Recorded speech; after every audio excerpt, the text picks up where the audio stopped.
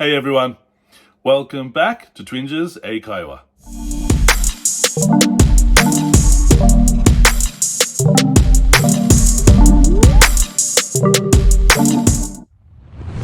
皆さんこんにちは、Twinges 英会話です。Welcome back。で、今日のワンポイントレッスンは Phrasal Verb、句動詞。で、今日の Phrasal Verb は to kick out。To kick out means to force someone to leave a particular place.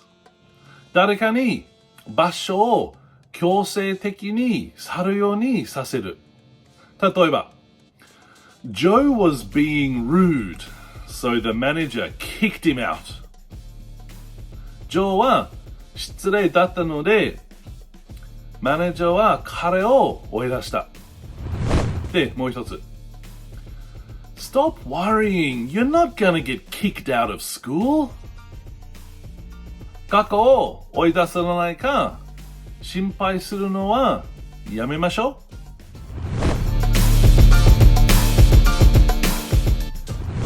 う。で、最後もう一つ。Her parents kicked her out of the house.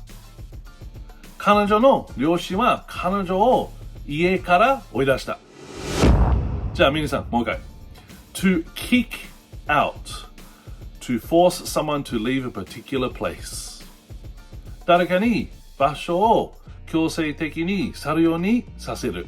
はい、皆さん、勉強しましたか？はい、よかった。それで、質問ならば、問いならば、みんな下、コメントお願いします。で、皆さん、いつも見る本当にありがとう。Thank you for watching and see you in the next one. Bye bye.